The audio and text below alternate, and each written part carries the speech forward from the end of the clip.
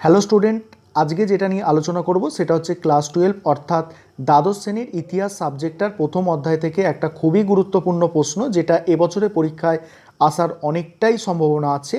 দেখো, অতীতকে স্মরণ করার ক্ষেত্রে কিংবদন্তি ও স্মৃতিকথার ভূমিকা আলোচনা করো, এই প্রশ্নটা আলোচনা করব আজকে। আর ভালো করে শুনবে আর দেখবে যে কিভাবে লিখলে তোমরা কিন্তু নোটটা কিভাবে গুছিয়ে লিখতে পারলে 8-এ 8 পাবে। ঠিক আছে, এটাও তোমাদের একটা ধারণা এসে যাবে এই আলোচনা থেকে। আর যারা মুখস্থ করতে অসুবিধা হচ্ছে তাদের জন্যও বলছি, ভিডিওটা ভালো করে দেখো, তোমাদের ভালো করে বুঝিয়ে দিচ্ছি। প্রথমে লিখতে হবে তোমাদের কিংবদন্তি কী, সেটা একটা শর্ট একটা ইন্ট্রোডাকশান দিতে হবে। দেখো, ল্যাটিন শব্দ লেজেন্ডা, ল্যাটিন শব্দ লেজেন্ডা থেকে ইংরেজি লেজেন্ড শব্দটি এসেছে। কি বললাম? ল্যাটিন শব্দ লেজেন্ডা থেকে ইংরেজি লেজেন্ড কথাটি এসেছে, যার অর্থ হলো পড়ার বিষয়বস্তু। পড়া মানে কি? রিড করা, ঠিক আছে, রিড, যার অর্থ হলো পড়ার বিষয়বস্তু। ইংরেজিতে লেজেন্ড বলতে যা বোঝায় তার প্রতিশব্দ হিসাবে বাংলায় সর্বজন গ্রাহ্য কোনো প্রতিশব্দ নেই। যে গল্পকথা লোক পরম্পরায় বহুশ্রুত হয়ে মানে বিভিন্ন মাধ্যম হয়ে, ঠিক আছে, সেটা মানুষের মুখে হোক, কোনো কিছুতে লেখা থাকুক, খোদাই করা থাকুক, সেইভাবেই হোক, বলছে বহুশ্রুত হয়ে কোনো দেশ বা জাতির সংস্কৃতি গৌরবকে প্রতিষ্ঠা করে, যা আংশিক ঐতিহাসিক ভিত্তি থাকে, সেই কাহিনী হচ্ছে কিংবদন্তি। এই গেল আমাদের শর্ট একটা ইন্ট্রোডাকশান কিংবদন্তির। এবারে কিংবদন্তির গুরুত্ব। মৌখিক ইতিহাসের উপাদান হিসাবে কিংবদন্তির গুরুত্বগুলি নিয়ে আলোচনা করা হলো। প্রথম গুরুত্ব দেখো, ঐতিহাসিক তথ্য সত্য। ঐতিহাসিক তথ্য সত্য, এই পাঠটা দেখো। বলছে রূপকথার মতো কিংবদন্তি পুরোপুরি কাল্পনিক নয়, কিংবদন্তির বাস্তবতা রয়েছে। প্রসঙ্গত, বাংলার কিংবদন্তি চরিত্র রঘু ডাকাতের কালী পুজোর সূত্র ধরে একটি কালী মন্দির শনাক্ত করা হয়েছে। এবারে আমাদের আছে দেখো দ্বিতীয় পয়েন্ট কি? আনন্দদান। প্রথমে হলো ঐতিহাসিক সূত্র, তারপরে আসছে আনন্দদান। কিংবদন্তির ঘটনাগুলি অতীত কাল থেকে মানুষের মুখে মুখে প্রচারিত হয়ে লোকসমাজকে আনন্দ দিয়ে যাচ্ছে। কিংবদন্তিতে আনন্দদায়ক উপাদান আছে বলেই এগুলি বংশ পরম্পরায় বর্তমান কালে এসে পৌঁছেছে। সেই কারণে কিংবদন্তির মাধ্যমে বিভিন্ন ঐতিহাসিক সূত্র বর্তমানে আমরা জানতে পারি। কিংবদন্তির মাধ্যমে বিভিন্ন ঐতিহাসিক সূত্র আমরা জানতে পারি, ঠিক আছে। এবারে আছে পরের পয়েন্ট, দেখো শিক্ষাদান। কিংবদন্তি থেকে কি শিক্ষাও পাওয়া যায়? দেখো, বর্তমানকালে মানুষকে বর্তমানকালের মানুষকে কিংবদন্তির ঘটনাগুলি অতীতের নৈতিকতা, বীরত্ব প্রভৃতি বিষয়ে তথ্য সরবরাহ করে। এগুলি থেকে বর্তমানকালের মানুষ নৈতিকতার শিক্ষা লাভ করতে পারে এবং জীবনে চলার পথে সাবধানতা অবলম্বন করতে পারে। নৈতিকতার শিক্ষা লাভ করতে পারে এবং জীবনে চলার পথে কি সাবধানতা অবলম্বন করতে পারে। আশা করি তোমরা বুঝতে পারছো। যদি ভিডিওটা ভালো লেগে থাকে অবশ্যই চ্যানেল সাবস্ক্রাইব করবে, সঙ্গে বন্ধুবান্ধবদের সাথে শেয়ার করে নেবে, তারাও যাতে চ্যানেলের সঙ্গে যুক্ত হতে পারে। ভালো নম্বর পাওয়ার জন্য তোমরা চ্যানেলের সাথে যুক্ত হও। আমি বলছি, গ্যারান্টি দিচ্ছি, ভালো নম্বর অবশ্যই পরীক্ষায় পাবে যদি পড়ো। স্মৃতিকথা। এবার স্মৃতিকথার ইন্ট্রোডাকশানটা দেখে নাও, অর্থাৎ স্মৃতিকথার সংজ্ঞা কাকে বলা হয়। দেখো, ডেফিনেশানটা দেখে নাও।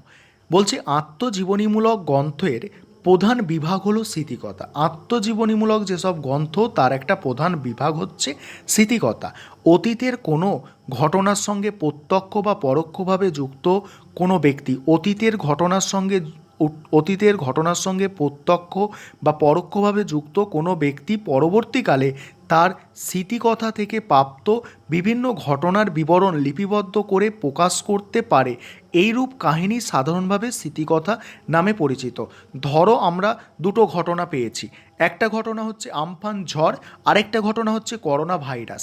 এই দুটো ঘটনা আমাদের বয়স যখন 50 বছর হয়ে যাবে তখন যদি আমরা লিখি, সেটা আমাদের স্মৃতি থেকে অর্থাৎ মেমোরি থেকে লিখব, সেইটা তখন স্মৃতিকথা হয়ে যাবে। আশা করি তোমরা ব্যাপারটা কি বুঝতে পারলে। এবারে এই যে স্মৃতিকথা, এরও কিন্তু একটা বড় গুরুত্ব আছে, ঠিক আছে। এই গুরুত্বগুলো আমরা নিচে আলোচনা করে নেব। দেখো, প্রথম পয়েন্ট কি আছে? গুণীজনের বিবরণ। স্মৃতিকথাগুলো কি আমরা সাধারণ মানুষ যারা আছি তারা স্মৃতিকথা লিখলে কি কেউ পড়বে?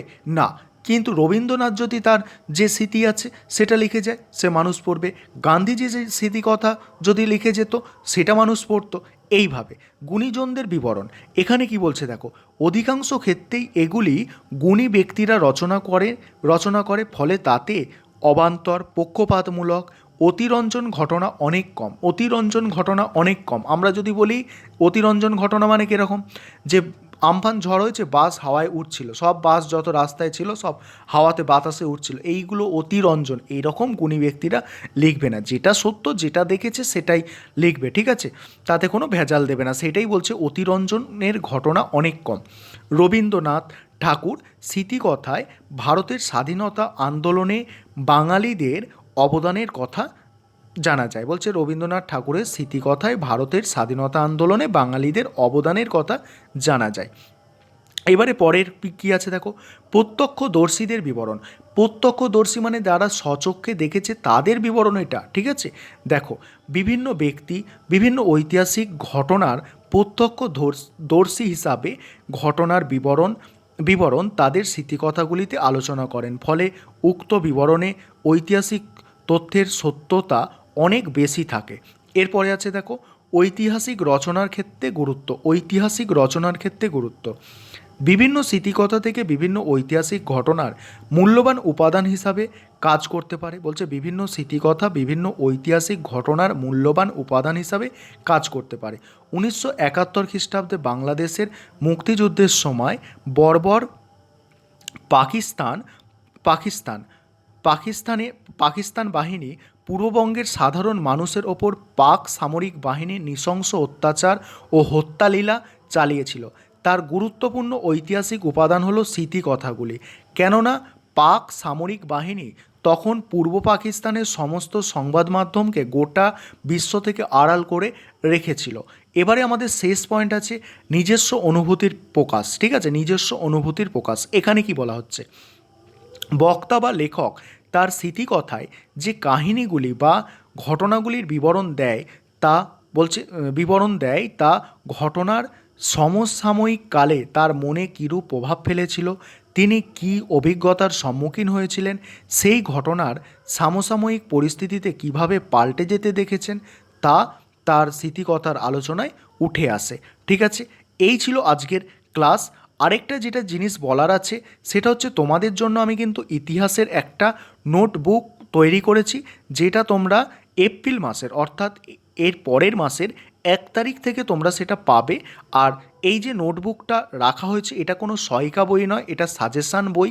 এই রকম ধরনের তোমরা সাজেশান সঙ্গে অ্যান্সারগুলো পাবে, এই রকম তৈরি করা হয়েছে। পার্ট এতে যে প্রশ্নগুলো আসে জানো তোমরা, 5টা প্রশ্নের উত্তর দাও লেখা থাকে, ঠিক আছে। বড় প্রশ্নের মধ্যে প্রতিটি বিভাগ থেকে ন্যূনতম 2টো বলে, তার মধ্যে বিভাগ ক বিভাগ খ, এইভাবে সাজেশান সঙ্গে অ্যান্সার কিরম যথাযথ অ্যান্সার। এখানে কিন্তু কোনো মোটা সহায়িকার বইয়ের মতো আলতু ফালতু গেজিয়ে ভরাট করা হয়েছে সেরকম কিন্তু নয়। তোমরা চাইলে নোট বইটা নিতে পারো। নোট বইটা 200 টাকা করে পিডিএফের দাম রাখা হয়েছে, ঠিক আছে। এটা এখন পিডিএফ পাবে তোমরা, ঠিক আছে, পিডিএফ পাবে, এর 200 টাকা করে রেখেছি। কারোর যদি দরকার থাকে তাহলে নিতে পারো, আর নাহলে চ্যানেল সাবস্ক্রাইব করে রাখো। অবশ্যই তোমরা প্রতিনিয়ত ভিডিও পেতে থাকবে এইরকম। আর যদি পিডিএফটা দরকার থাকে আমার নাম্বারটা দিচ্ছি, এই নাম্বারে তোমরা হোয়াটসঅ্যাপ করতে পারো, ঠিক আছে।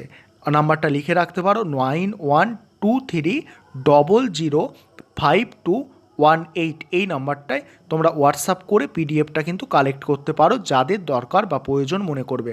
আর অবশ্যই ভিডিওটা বন্ধুবান্ধবদের সাথে শেয়ার করে নেবে। আর ভালো করে নোটটা মুখস্থ করে যদি লিখতে পারো অবশ্যই তোমরা এই নোটটা লিখলে 8-এ 8 পাবে, কোনো সন্দেহ করার দরকার নেই।